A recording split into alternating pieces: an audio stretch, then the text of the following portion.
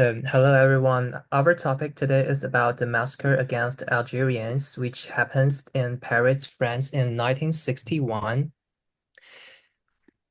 And this was the dark moment in French history that can be clearly calculated against different ethnic groups. First, we will give a brief introduction to Algeria and the Algerians who live in Paris. First, the first of all, Algeria is a country located in the north part of Africa, and most people in Algeria are white people, and they all believe in Islam. In 1830, France invaded Algeria with its army on the landscape of Algeria with the reason that French ambassador was insulted. In 1848, France began its formal colonization and declared Algeria as a part of France in Africa. Colonized rule was not only merely about the control of the landscapes and resource. French politics also forced Algerians to learn French and prohibit to spread of their religion. At the beginning of 20th century, due to the lack of productive force in France, a large number of Algerians immigrate to France to work. Since they have low social status and also they are coming from the French colonies, they were discriminated. They was discriminated against and treated differently in Paris. In 1954, the National Liberation Front, FRN of Algeria, dissatisfied with French colonization, began with war against colonists in force in Algeria and even launched terrorist attacks in Paris. This was the direct reason which caused the curfew imposed by the French government on Algerians in October 1961. However, Algerians in Paris regard this as a discrimination policy. They think they lost a strong sense of belonging to be a French and believe that they had lost their basic rights. So they organized a large-scale and peaceful demonstration, which was the direct reason that caused the Paris massacre. Okay, so to understand the impact that this event had on the war, it's important to understand what happened in the months following the war. So this event occurred on October 17th, 1961 in Paris, and anywhere between 40 and 400 people died. But due to the cover-up by the French government, there's no way to be sure of exactly how many people died.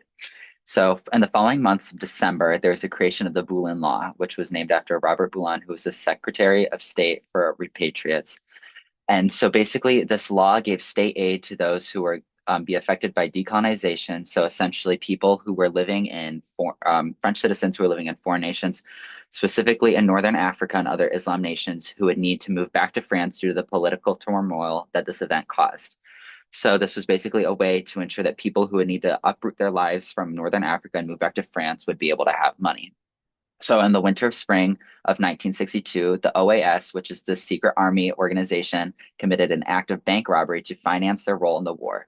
The OAS is essentially the antithesis of the FLN. They are far right terrorist organization who launched a series of attacks against the FLN. And so in January, the FLN struck back and they launched a series of general offensives against the OAS and different Pied Noir communities to try to pressure them into coming to a peace settlement from the war. And so, again, after the war, on February 7th, the attempted terrorist attack on the Minister of Culture by the OAS, they attempted to bomb his house and kill him, but instead they missed, and the bomb struck a 4-year-old girl. She didn't die, but she was severely injured. And then in February of 1962, they signed the Evian Accords in Evian, France, which essentially outlined the agreement that Algeria would be a French nation. And then it wasn't until July of 1962 that Algeria gained its full independence from France. And so the actual impact that this had on the war, the event, it's hard to place one single way that this impacted the war. There's no event that this directly led to, but instead it was much more mental and the effect that it had on the people. Obviously, the French government covered it up, but there were many people in Paris that witnessed the atrocities. And so there wasn't really anything they could do to forget that or to stop them from talking about it. And so it increased tension for minority groups in each nation. And I don't want to use the word minority here, but I had to. But basically, Algerians in France felt threatened and white people in Algeria felt threatened, which is what kind of led to this decolonization of white people moving back to France and vice versa. And so this pressured the two parties to come to a solution, which was the Evian Accords. And then it really also just exposed the French brutality and colonial hunger that we didn't see even until today. First-hand accounts and statements. The first man is Maurice Papin. He was the commander and the mastermind behind this, as he was the police chief at the time. And I have a direct quote from what he told the police officers. For every blow, we reply with 10. He encouraged the police to shoot first. We will protect you, and you will be in the state of legitimate self-defense. Off the bat, he makes an excuse and a motivation for the police to resort to brutality. And he says self-defense, but the Algerians were just peacefully protesting. And this is not his first rodeo, so to say, as he supervised the repression and torture of Algerian political prisoners in 1956, and it was later revealed that he collaborated with the Nazi forces to send Jews to death camps. Next slide, please. And then General de Gaulle, he was the president at this time, and he supported Papin in his decision making, as he says, the protest was illegal. He said the police prefect received instructions and was forced to oppose it. He did what he had to do, though, paragraph 26. And when such a high authority at the time supports such a brutal event, it causes the event to be undermined. So, yeah, next slide, please. And then finally, it's a first-hand account by Algerian Hussein Akem, and he says, "It was a miracle I was not thrown into the sun." Algerian Hussein Akem recalled about an infamous but little-known massacre in the French capital 6 years ago. And of course, this is an image. Here we draw the Algerians, and the word miracle he uses, it just shows the fear he had seeing hundreds and thousands of people getting arrested and even killed. Now getting into why the French government didn't want to address the massacre or didn't address it at first. Censorship was a huge part of why the massacre wasn't addressed. Right after it happened, the government basically shut everything down. Press coverage was censored, the real story was buried, and um, they lacked having any sort of information or records. The whole thing was covered up so fast that barely any information made it out. Then we have political sensitivities. The French government thought that um, it would prevent further tension politically, especially with their relationship with Algeria. The country was already super tense because of the war, and people had very strong opinions on it. So politicians selfishly didn't want to hurt their careers, and they also didn't want to kind of explode what was already going on. Um, then public acknowledgement would have created a further national divide and polarized people's opinions. So even within France, people were split already. Some supported the war, some were totally against it. So if the government had spoken up, it would have probably caused more fighting, more protests, more political arguments, and they didn't want to kind of reopen those wounds or create that backlash.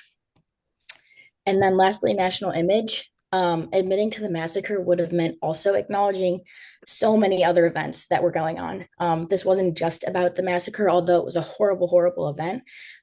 Acknowledging that meant that they also would be admitting to a lot of the other bad stuff that was going on, like blatant racism, colonial violence, police brutality. That would have all had to be addressed as well.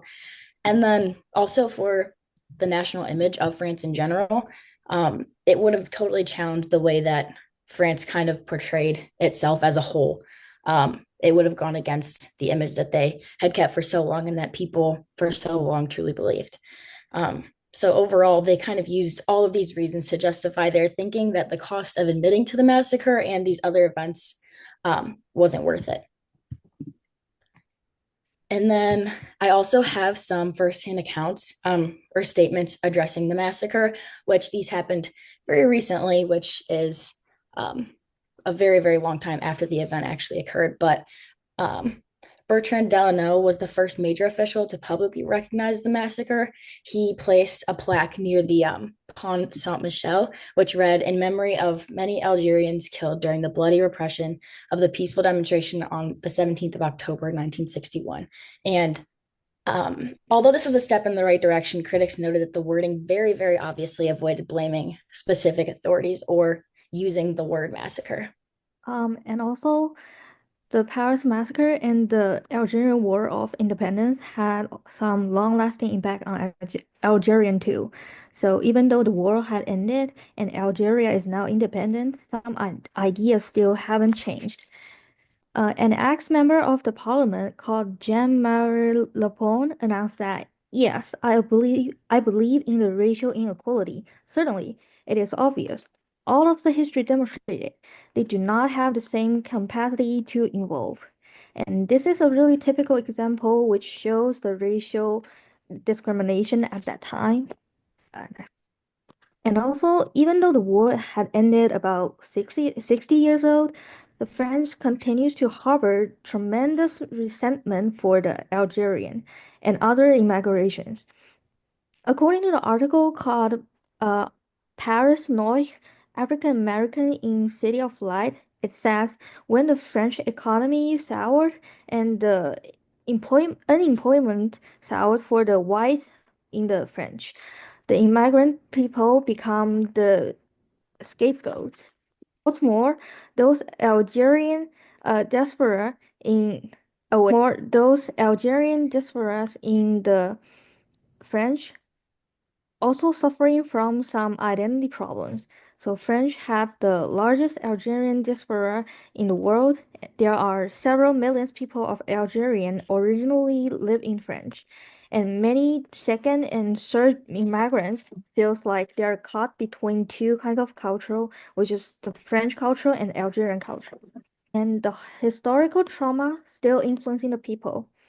Although Algeria and French tried to make peace with each other, the trauma that war brings didn't disappear merely through the time pass. So the torture leads to the physical and moral scars might be carried for the rest of one's life. And the majority who were subject to the torture remain silent. This question remained open and far from being settled. And also, this is a tough thing because that um the linkage between reconciliation and forgiveness is actually really controversial because someone cannot reconcile for their parents and gain the forgiveness for them. But hopefully, it is still many people working on it. And this is our work of citations and thanks.